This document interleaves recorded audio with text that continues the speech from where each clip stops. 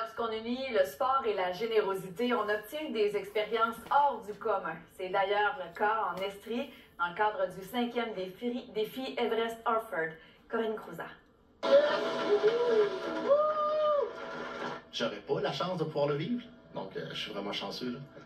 Merci les filles. C'est un véritable rêve que vivent les participants au défi Everest Harford. Écoute, c'était un plaisir immense.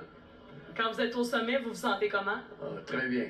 Malgré leurs limitations physiques, ils peuvent gravir le mont Harford.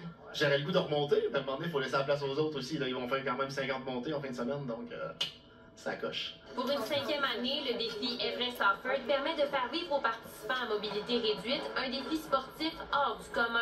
Gravir le mont en équipe à l'aide d'équipements spécialisés. On est vraiment content parce qu'il y a beaucoup de nouveaux participants cette année et ça les sensibilise à la réalité des personnes avec limitation fonctionnelle, à accepter la différence, mais surtout à se rendre compte que fondamentalement, on est si semblables. C'est pas une grosse différence entre une personne qui est en fauteuil roulant et une personne qui a ses 2 angles.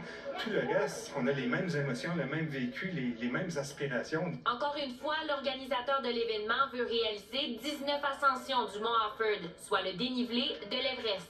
Ben, c'est une activité sportive, mais c'est une activité d'abord et avant tout une activité humaine, communautaire, d'équipe. Fait que vraiment, ça tisse des liens, puis ensemble, on repousse les limites. Notre paye, finalement, ce qu'on ressent quand on voit les personnes, on voit leurs dents, on voit leur sourire, on a des émotions, on pleure. C'est vraiment touchant, puis je suis pas prêt d'arrêter. Le comité organisateur espère récolter 25 000 $ pour l'organisme Altergo qui promouvoit l'accessibilité du sport pour tous. Jusqu'à maintenant, 21 000 $ ont été amassés. D'ici dimanche, les ascensions jusqu'au sommet continueront, beau temps, mauvais temps. Corinne Crouza, TVA Nouvelles, Magog.